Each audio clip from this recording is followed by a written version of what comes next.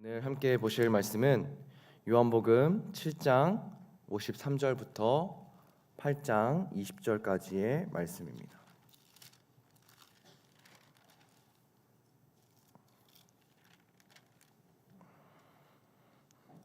요한복음 7장 53절부터 8장 20절까지의 말씀.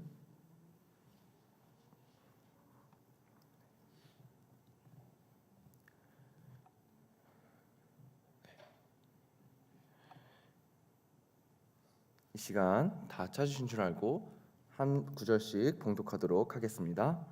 다 각각 집으로 돌아가고 예수는 갈람 가시니라. 아침에 다시 성전으로 들어오시니 백성이 다 나아오는지라. 앉으사 그들을 가르치시더니 서기관들과 바리새인들이 음행 중에 잡힌 여자를 끌고 와서 가운데 세우고 예수께 말하되 선생이여 이 여자가 간음하다가 현장에서 잡혔나이다. 율법에 이러한 여자를 돌로 치라 명하였거니와 선생은 어떻게 말하겠나이까. 그들이 이렇게 말함은 고발할 조건을 얻고자 하여 예수를 시험함이로라. 예수께서 몸을 굽히사 손가락으로 땅에 쓰시니 묻지 마시자. 이에 일어나 이르시되 너희 중에 죄 없는 자가 먼저 돌로 치라 하시고 다시 몸을 굽혀 손가락으로 땅에 쓰시니 그들이 이 말씀을 듣고 양심의 가책을 느껴 어른으로 시작하여 젊은이까지 하나씩 나가고 오직 예수와 그 가운데 섰는 여자만 남았더라. 예수께서 일어나사 여자 외에 아무도 없는 것을 보시고 이르시되 여자여 너를 고발하던 그들이 어디 있느냐? 너를 정죄한 자가 없느냐? 나이다. 주께서 이르시되 나도 너를 정죄하지 아니하노니 가서 다시는 죄를 범하지 말라 하시니라. 예수께서 또 말씀하여 이르시되 나는 세상의 빛이니 나를 따르는 자는 어둠에 다니지 아니하고 생명의 빛을 얻으리라. 이르되 내가 너를 위하여 증언하니 내 증언은 참되지 아니하도다. 예수께서 대답하여 이르시되 내가 나를 위하여 증언하여도 내 증언이 참되니 나는 내가 어디서 오며 어디로 가는 것을 알거니와 너희는 내가 어디서 오며 어디로 가는 것을 알지 못하느니라. 판단하나 나는 아무도 판단하지 아니하노라. 만일 내가 판단하여도 내 판단이 참되니 이는 내가 혼자 있는 것이 아니요 나를 보내신 이가 나와 함께 계심이라. 율법에서도 줄 사람의 증언이 참되다 기록되었으니 내가 나를 위하여 증언하는 자가 되고 나를 보내신 아버지도 나를 위하여 증언하시느니라. 이에 그들이 묻되 내 아버지가 어디 있느냐? 예수께서 대답하시되 너희는 나를 알지 못하고 내 아버지도 알지 못하는도다. 나를 알았더라면 내 아버지도 알았으리라. 함께 읽겠습니다. 이 말씀은 성전에서 가르치실 때에 헌금함 앞에서 하셨으나 잡는 사람이 없으니 이는 그의 때가 아직 이르지 아니하였음이로라. 아멘. 네, 오늘은 요한복음 7장 53절부터 8장 20절까지의 말씀으로 세상의 시선 그리고 주님의 시선이라는 제목으로 이 시간 함께 은혜 나누기를 소망합니다. 오늘 우리가 함께 본 말씀은 요한복음 7장 53절부터 8장 20절까지의 말씀입니다. 이 본문의 말씀은 굉장히 긴장감이 조금 강하게 느껴지는 장면이라고 생각이 듭니다. 사람들의 시선이 한 곳에 집중이 되어 있고 침묵 속에서도 정말 칼 같은 분위기가 계속해서 흐르고 있고 그리고 한 사람의 인생이 그 자리에서 결정이 날 것 같은 그 순간입니다. 말씀을 보면 종교 지도자들이 한 여인을 끌고 나옵니다. 말씀에서는 죄가 이미 드러난 사람, 변명할 수 없는 상황에 놓인 사람, 그리고 도망칠 수도 없는 사람임을 저희가 볼 수가 있죠. 그리고 그들은 예수님 앞에 그 여인을 세워 놓습니다. 겉으로 보기에는 율법의 문제를 묻는 것 같아 보이지만 사실은 그들은 예수님을 지금 시험하고 있다는 것이죠. 다시 말해 이 장면은 단순히 한 여인의 이야기, 한 여인의 문제를 이야기하는 것이 아니라 죄인과 그 정죄자가 그리고 구원자가 한 자리에 서 있는 장면을 우리가 보고 있다는 것이죠. 그리고 놀랍게도 우리는 이 장면을 읽으면서 정말 자연스럽게 깨닫게 될 것입니다. 그 여인이 서 있는 자리가 과연 누가 서 있는 자리인지를 말이죠. 사실은 그 자리는 우리의 자리라는 것입니다. 우리는 종종 이 성경의 말씀을 읽으면서 우리를 관찰자 위치에 두고는 합니다. 마치 영화나 이야기를 보듯이 그 사건을 위에서 바라보며 저 사람은 왜 저랬을까? 저 상황에서는 저렇게 했으면 안 됐지 라고 이야기를 합니다. 그런데 성경은 우리에게 그렇게 읽히기를 원하지 않다는 것이죠. 하나님의 말씀은 항상 거울처럼 작용됩니다. 말씀을 읽는 순간 우리는 관객이 아니라 그 등장인물이 됩니다. 그래서 우리는 늘 말씀을 읽을 때 질문해야 한다는 것이죠. 나는 이 장면 속에서 누구인가? 특별히 오늘 말씀에서의 나는 누구입니까? 정죄하려고 돌을 들고 서 있는 사람입니까? 아니면 돌을 맞을까 두려워 고개도 들고 있지 못하는 사람입니까? 이 새벽 우리에게 이 말씀이 주어졌다는 사실은 굉장히 중요합니다. 왜냐하면 하나님께서는 하루를 시작하는 우리에게 가장 먼저 은혜의 시선을 보여주고 있으십니다. 세상은 하루가 시작하자마자 우리를 평가합니다. 성과로 평가하고 그리고 결과로 평가하고 세상의 사람들로 기준으로 평가합니다. 어제보다 나아졌는지 아니면 내가 남들보다 앞섰는지 그 기준에 맞는지를 끊임없이 측정한다는 것이죠. 하지만 하나님은 오늘 이 새벽 우리를 평가하려고 부르신 것이 아니라 우리를 직접 만나주시려고 부르셨다는 것을 기억하시기를 소망합니다. 세상은 너는 어떤 사람이냐라고 묻지만 하나님께서는 오히려 너는 그저 내게로 오라라고 말씀하십니다. 세상은 자격을 따지지만 하나님은 관계를 먼저 여시는 분이시라는 것이죠.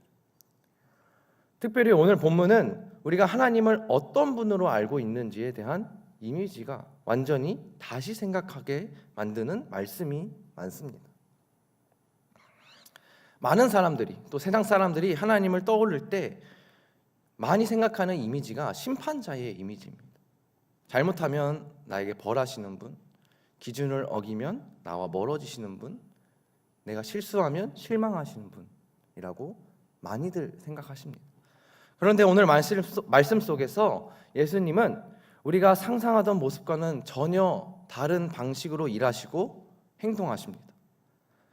사람들은 정죄하려 하고 율법을 들이대고 돌을 들고 서 있는데 예수님은 오히려 정죄하지 말라 하시고 침묵하십니다. 사람들은 그저 자신의 뜻대로 자신의 잣대로 결론을 내리려고 하는데 예수님은 기다리십니다. 세상 사람들은 죄를 강조하는데 예수님의 시선은 그 사람에게만 있다는 것이죠. 바로 이 장면이 오늘 우리가 붙들어야 할 그 복음의 시작인 줄 믿습니다. 오늘 말씀을 함께 보겠습니다.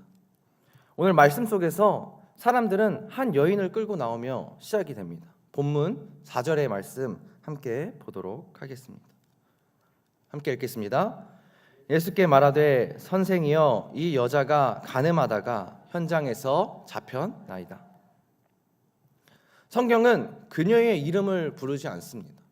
단지 음행 중에 현장에서 잡힌 여자, 간음하다가 현장에서 잡힌 여자라고 말합니다. 한 사람의 인생이 단 한 문장으로 요약이 되어버렸습니다. 이것은 어쩌면 그 정죄의 시선의 시작이라는 것이죠. 정죄는 사람을 보지 않고 단지 그 사건만 봅니다. 과정을 지우고 결과만 남깁니다. 그런데 예수님은 그러한 장면에서도 전혀 다른 태도를 보이신다는 것이죠. 사람들은 여자를 가운데에 세워두고 죄를 말하고 있는데 예수님은 그저 땅에 글을 쓰십니다. 침묵하십니다. 그리고 반응하지 않으십니다. 왜 그러셨을까요? 예수님께서는 죄를 모르셔서가 아니라 죄보다 그 앉아있는, 그 죄가 있는 사람을 먼저 보셨기 때문이라는 것입니다. 성경은 분명하게 말합니다. 사무엘상 16장 7절 말씀입니다. 함께 읽어보도록 하겠습니다. 시작. 여호와께서 사무엘에게 이르시되 그의 용모와 키를 보지 말라. 내가 이미 그를 버렸노라. 내가 보는 것은 사람과 같지 아니하니 사람은 외모를 보거니와 나 여호와는 중심을 보느니라 하시더라. 사람들은 그 어떠한 사람의 행위를 보고 판단하지만 하나님께서는 그 마음을, 그 중심을 꿰뚫어 보신다는 것이죠. 그래서 하나님께서는 죄인을 보실 때에 그저 문제 있는 사람이라고 부르시는 것이 아니라 그 사람은 돌아와야 할 사람이라고 부르시고 계신다는 것이죠. 우리는 하나님 앞에 나아갈 때에 자꾸 숨으려고 합니다. 그런데 이것은 정말 어쩔 수가 없습니다. 죄를 지은 자의 본능이자 본성입니다. 창세기 3장 8절의 말씀 저희가 함께 읽어보도록 하겠습니다. 그들이 그날 바람이 불 때 동산에 거니시는 여호와 하나님의 소리를 듣고 아담과 그의 아내가 여호와 하나님의 낯을 피하여 동산 나무 사이에 숨은지라. 아담과 그의 아내가 하나님의 낯을 피하여 동산 나무 사이에 숨은지라. 아담과 하와가 죄를 지은 후 제일 먼저 한 행동이 무엇이었습니까? 바로 숨는 것이었습니다. 그렇기에 죄는 항상 우리를 숨게 만듭니다. 기도하지 못하게 만들고 또 말씀 앞에 서지 못하게 만들고 또한 하나님을 피하게 만듭니다. 그런데 놀랍게도 하나님은 그 숨은 사람들을, 그 숨은 죄인들을 기어코 찾아내신다는 것이죠. 아담아, 네가 어디 있느냐라고 부르십니다. 그렇게 하나님은 죄인을 밀어내시는 분이 아니시라 죄인을 찾으시는 분이시라는 것이죠. 오늘의 본문의 여인도 마찬가지라고 생각이 듭니다. 우리가 보기에는 사람들이 그녀를 끌고 왔고 그녀를 심판하려고 예수님 앞에 끌고 온 것 같지만 사실은 하나님께서 그녀를 예수님 앞에 데려오신 것이라고 생각이 됩니다. 왜냐하면 그녀는 세상 속의 심판이 아니라 하나님 앞에 구원을 만나야 했기 때문이라는 것이죠. 혹시 우리가 하나님 앞에 나올 때, 하나님 앞에 다가갈 때 마음이 불편한 부분이 있으십니까? 기도하려다가 멈칫한 이유가 있으십니까? 그렇다면 우리가 꼭 기억하시기를 소망합니다. 하나님은 우리가 괜찮아서 부르신 것이 아니라 우리가 하나님이 필요하기 때문에 오히려 부르셨다는 그 사실을 말합니다. 주님은 죄 때문에 우리를 밀어내지 않으십니다. 오히려 죄 때문에 더 가까이 오라라고 오늘 말씀을 통해서 이야기를 하고 계신다는 것이죠. 이후에 사람들은 예수께 묻습니다. 본문 5절의 말씀입니다. 함께 읽겠습니다. 시작. 모세는 율법에 이러한 여자를 돌로 치라 명하였거니와 선생은 어떻게 말하겠나이까? 이것은 그 예수님께 하는 질문처럼 보이지만 사실은 호칭부터 시험인 질문이었습니다. 선생이여에 해당하는 디다스칼로스는 이 교사라는 의미를 가지고 있습니다. 하지만 요한복음에서 대부분의 경우 예수님의 호칭을 랍비나 주라고 불렀는데 여기서 디다스칼로스라고 부르면 그 당시에는 반드시 선생이라고 불리는 자는 그 질문에 대답을 해야만 했습니다. 그 질문을 회피하는 것은 그 사람의 큰 수치로 간주가 되었다는 것이죠. 이 유대 종교의 지도자들은 예수님을 존경해서가 아니라 예수께서 대답을 회피하는 방지로 의도적으로 이러한 호칭을 사용하였다고 볼 수가 있다는 것이죠. 참 웃기게도 모세의 율법을 운운하며 어느 쪽으로 대답해도 문제가 되게끔 만들어 놓은 함정인 질문이었다는 것이죠. 우리가 주목해야 할 것은 이후의 예수님의 모습입니다. 예수님께서는 그러한 사람들과 논쟁하지 않으셨습니다. 그리고 변론하지 않으셨습니다. 그저 몸을 굽혀 손가락으로 땅에 쓰십니다. 이러한 말씀에는 여러 가지 의미가 있는데 여러 가지 해석이 있습니다. 시간을 벌고자 했다. 아니면 그 땅 위에 그 정죄하는 사람들을 단죄하는 글들을 썼다. 아니면 무리들이 마음을 가라앉히고 스스로 성찰할 수 있는 시간을 갖게 하셨다 등 성경에는 자세하게 나오지 않지만 그 당시에 이러했을 것이라고 여러 가지 해석들이 있습니다. 하지만 우리가 중요한 것은 바로 7절의 말씀이라는 것이죠. 7절의 말씀 함께 읽어보도록 하겠습니다. 그들이 묻기를 마지 아니하는지라 이에 일어나 이르시되 너희 중에 죄 없는 자가 먼저 돌로 치라 하시고, 이 말씀은 그 당시의 상황의 방향을 완전히 180도 바꾸어 놓는 말씀입니다. 그 가운데 서 있던 여자를 향하던 그 죄의 시선이 누구에게로 돌아갔습니까? 바로 자기 자신들에게 돌아왔다는 것이죠. 그 사람들은 손에 들고 있던 그 돌이 갑자기 무겁게 느껴지기 시작합니다. 왜냐하면 이 세상 어느 누구도, 어떠한 사람도 자기 손이 깨끗하지, 그리고 죄가 없는 사람이 없다는 사실을 깨달았기 때문이라는 것이죠. 성경은 말합니다. 로마서 3장 23절의 말씀입니다. 함께 읽겠습니다. 모든 사람이 죄를 범하였음에 하나님의 영광에 이르지 못하더니. 이 세상에 도를 자격을 가지고 있는 사람은 아무도 없다는 것이죠. 정죄할 자격이 있는 사람도 없습니다. 그래서 예수님께서는 그 돌을 들고 있는 사람들에게 다른 사람을 보지 말고 자기 자신을 보라 라고 말씀하고 계셨다는 것이죠. 우리는 참 아이러니하게도 늘 다른 사람의 허물은 크게 보이고 자신의 허물은 작게 보입니다. 그래서 하나님은 우리에게 끊임없이 자기 자신을 먼저 돌아보라라고 말씀하신다는 것이죠. 왜냐하면 남을 보지 않고 자신을 먼저 보는 사람만이 다른 사람을 정죄하지 않기 때문입니다. 이후 9절의 말씀을 보면 사람들이 하나씩 돌을 내려놓고 떠나가기 시작합니다. 이것이 바로 하나님 나라의 방식입니다. 하나님 나라는 정죄가 아니라 긍휼에 있습니다. 돌을 드는 것이 아니라 그 돌을 내려놓는 것입니다. 우리는 누군가를 정죄하기 위한 돌을 쥐고 있는 동안에는 결코 하나님께서 주시는 그 은혜를 받을 수가 없습니다. 자신의 손에 돌을 들고 있는데 그 돌을 들고 있으면 손을 펼 수가 없고, 손을 펼 수가 없으면 하나님께서 주신 은혜를 결코 받을 수가 없기 때문이라는 것이죠. 그래서 하나님께서는 그 돌을 먼저 내려놓게 하셨습니다. 우리가 그것을 내려놓을 때 비로소 하나님께서 주시는 그 은혜를 받을 준비가 되었다는 것이죠. 이제 사람들이 다 떠나고 그 자리에 남은 사람은 단 2사람뿐이었습니다. 죄인과 예수님, 정죄받아야 할 사람과 정죄할 권리가 유일하게 있으신 분. 그런데 놀랍게도 그 순간 예수님께서 하신 말씀은 그 사람을 정죄해 주겠다라고 이야기하는 것이 아니었습니다. 여자여, 너를 고발하던 그들이 어디 있느냐? 너를 정죄한 자가 없느냐? 여인이 말합니다. 주여, 없나이다. 그때 예수님께서 말씀하신다는 것이죠.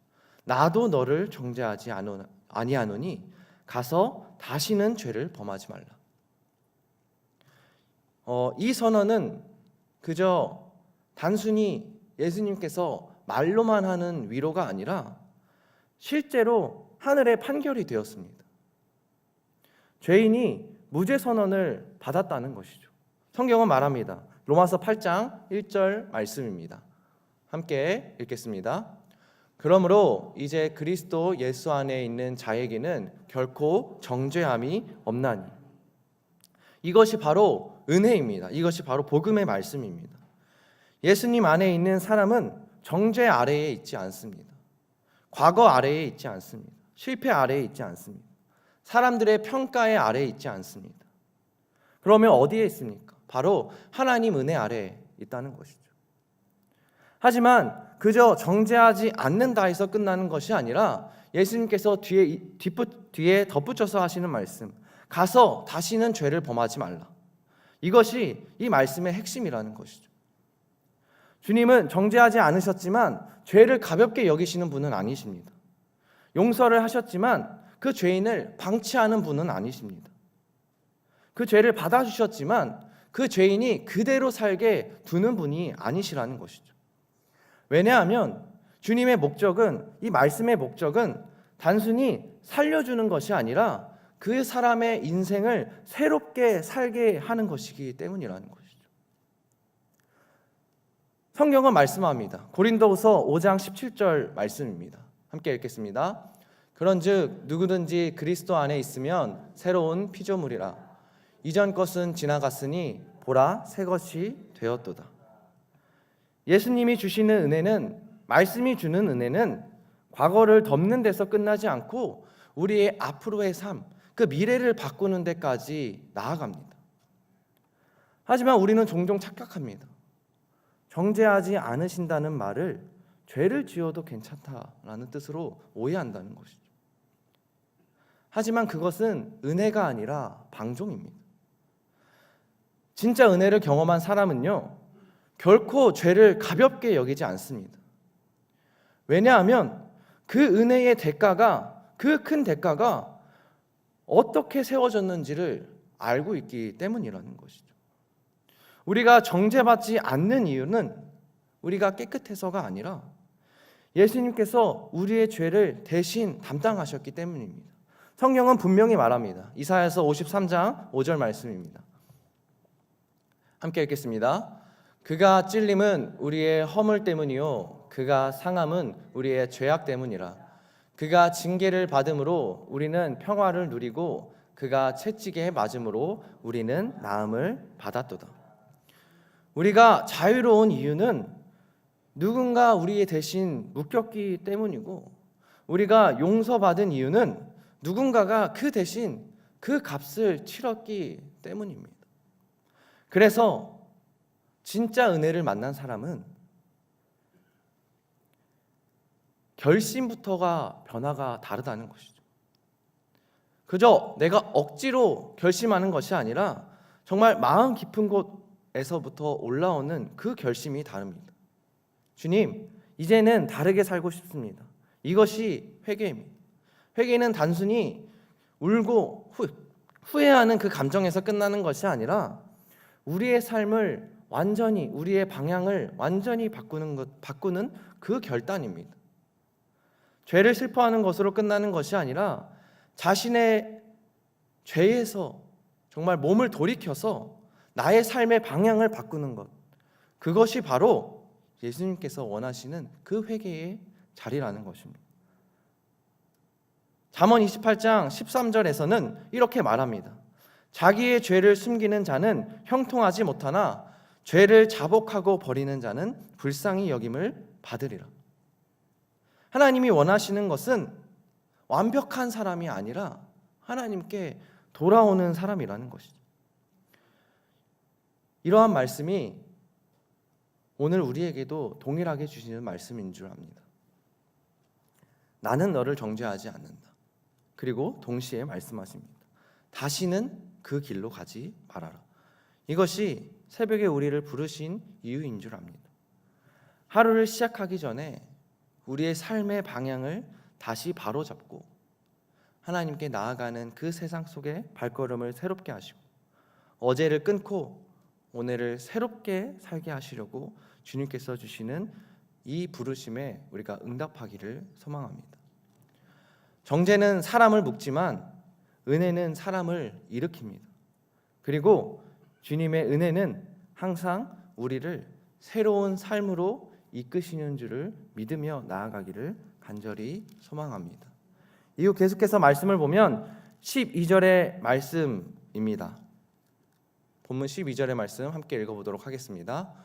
예수께서 또 말씀하여 이르시되 나는 세상의 빛이니 나를 따르는 자는 어둠에 다니지 아니하고 생명의 빛을 얻으리라. 이 선언은 단순히 비유로서 하신 말씀이 아니라 정말 예수님이 어떠한 존재인가라는 것을 선언하신 말씀입니다. 예수님은 내가 빛을 준다가 아니라 내가 빛이다 라고 말씀하십니다. 다시 말해 예수님을 안다는 것은 그저 머릿속의 정보로만 아는 것이 아니라 우리가 그 빛 속으로 들어가야 하는 것입니다. 빛에는 특징이 있습니다.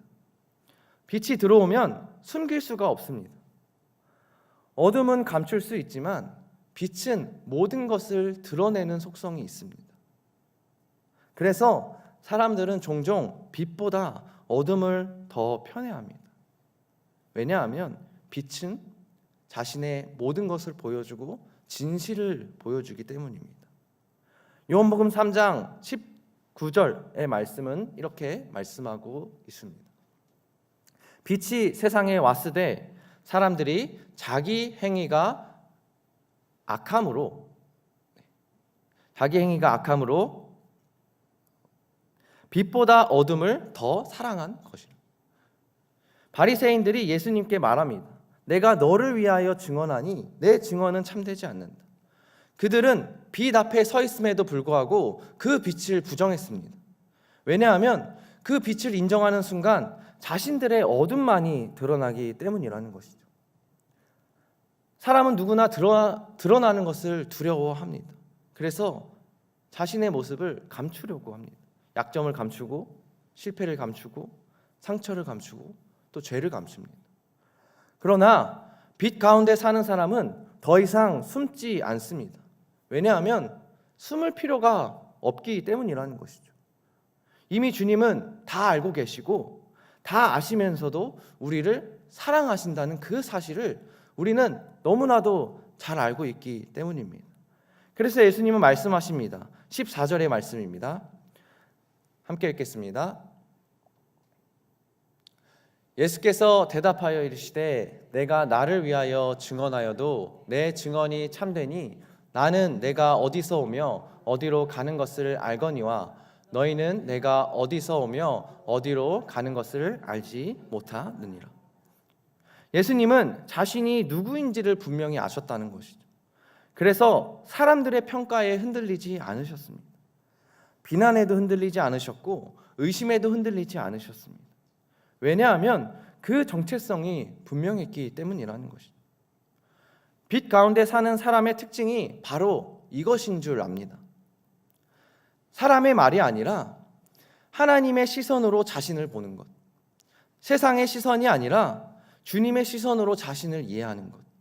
그래서 빛 가운데 사는 사람은 자신을 증명하려고 애쓰지 않습니다. 왜냐하면 이미 말씀을 통하여서 하나님께서 증언하셨기 때문이라는 것이죠. 사실 우리가 사람의 눈치를 보는 이유는 우리의 정체성이 분명하지 않기 때문에, 흔들리기 때문입니다. 인정을 받으려고 애쓰는 이유는 내가 누구인지 확신이 없기 때문이라는 것이죠.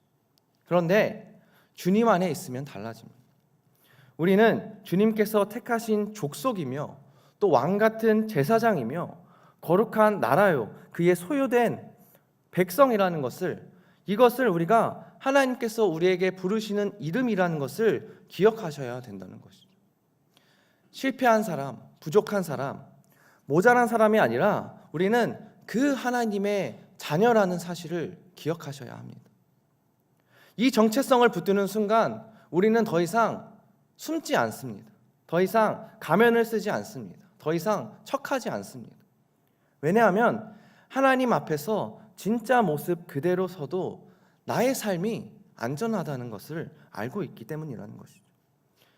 이후 19절의 말씀에서는 너희는 나를 알지 못하고 내 아버지도 알지 못하는도다 라고 말씀하시면서 그 하나님을 모르면 결국 그 빛을 거부하게 되는 모습을 보게 됩니다. 반대로 하나님을 알면 그 빛을 사랑하고 그 빛이 더 이상 두렵지가 않습니다. 그래서 우리의 신앙의 핵심은 하나님과 나와의 관계인 줄 믿습니다. 내가 무엇을 하느냐보다 내가 누구와 함께 있느냐가 먼저입니다. 빛 대신 주님과 함께 있으면 당연히 자연스럽게도 나의 모습이 밝아지고 나의 삶이 밝아지고 나의 말이 밝아지고 그리고 나의 생각이 밝아집니다.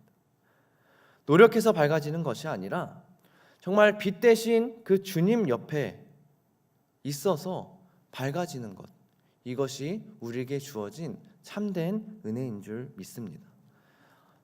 말씀을 맺고 싶습니다. 오늘 말씀 속의 장면을 다시 떠올리길 바랍니다. 돌을 들고 서 있던 사람들, 그 가운데 정죄받고 있었던 여인, 그리고 조용히 그 땅에 글을 쓰시던 예수님. 그 장면은 너무나도 먼 2000년 전의 이야기 같지만 사실은 오늘 우리의 이야기입니다. 우리는 때로 돌을 든 사람의 자리에 서기도 하고 때로는 가운데 선 여인의 자리에 서 기도합니다.